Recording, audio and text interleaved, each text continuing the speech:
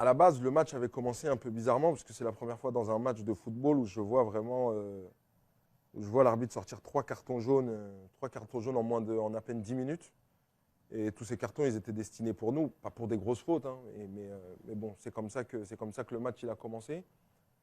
Et à un moment donné, il y a eu une faute et l'arbitre a décidé de ne pas donner de carton aux joueurs du PSG. Et c'est ça vraiment qui a un peu chauffé notre banc. Et le quatrième arbitre dit quelque chose qu'on ne peut pas vraiment entendre, qu'on n'entend pas vraiment, à part le coach qui est juste à côté de lui. Et c'est vraiment un mot qui a une portée émotionnelle très très forte, qui est sorti. Donc le coach tout de suite il rugit. Et ensuite bah, tu as Achille qui, quand il entend le coach, il commence à s'emporter au-dessus, lui aussi à son tour. Et tout à coup, j'ai décidé de me lever et d'aller questionner l'arbitre. Parce qu'au fond, je n'ai pas été pour affirmer quelque chose, mais vraiment pour questionner et savoir pourquoi il y a des différences qui sont faites entre les uns et les autres. C'est pas le mot en lui-même qui me choque. Le mot en lui-même, il ne me choque pas. C'est le moment dans lequel le mot a été sorti. Et, et vraiment, quand je vais le questionner, je lui demande, je dis, monsieur l'arbitre, euh, pourquoi vous dites de lui qu'il est noir, alors que vous aurez pu dire que c'est l'entraîneur adjoint, vous aurez pu dire que c'est celui à tel rang ou à tel rang. Maintenant, vous le réduisez à sa couleur de peau. Aujourd'hui, il y a plusieurs formes de racisme. Et il y a ce racisme-là qui est un peu banalisé et qui est dans les têtes de tout le monde, dans les inconscients de tout le monde, qu'on peut dire sans forcément que ça choque. Et c'est ça qu'on combat. C'est ces mots, c'est ce racisme ordinaire qui est dans la tête des gens, qui est dans l'inconscient des gens, qui peut sortir d'une certaine manière pour certaines communautés, stigmatiser certaines personnes, et pour d'autres, on ne le fait pas, ou alors si on le fait, ben, on serait vu comme quelqu'un de raciste. Et malheureusement, quand il s'agit du noir ou de la couleur noire, bah, tout à coup, ça s'est tellement banalisé que ça en devient normal.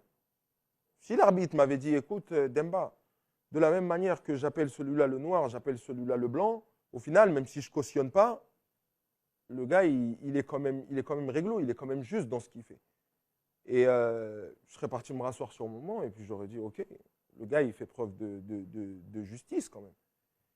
Mais ça n'est pas arrivé. À aucun moment donné, j'ai eu une réponse quand j'ai posé ma question. Et c'est de là que j'ai décidé qu'on allait quitter le terrain. Donc on a quitté le terrain et on est rentré dans les vestiaires. Bah, dans le vestiaire, il se passe beaucoup de choses. On arrive dans le vestiaire et puis ça commence à parler un peu à droite, à gauche. Et, euh, et à un moment donné, on nous dit que bah, voilà, il allait être écarté, qu'on allait mettre quelqu'un d'autre en quatrième arbitre et on allait reprendre. Et sur le coup, moi, j'ai regardé un peu les joueurs de mon équipe. Il y en avait quelques-uns qui voulaient reprendre. Il y en avait d'autres qui ne voulaient pas trop. Pareil dans le management. Je leur ai dit, écoutez les gars, moi, c'est quelque chose qui me tient à cœur.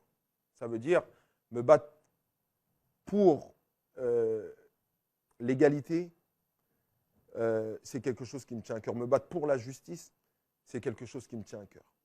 Et de là, il y en a quelques-uns qui ont élevé la voix. Ils ont dit non, on sort tous ou on ne sort pas. Et je leur ai parlé, je leur ai dit les gars, je suis en fin de carrière, vous savez, ils ne peuvent pas trop me taper sur les doigts ou alors ils vont essayer ou peu importe. Je dis vous avez des longues carrières. Faites attention.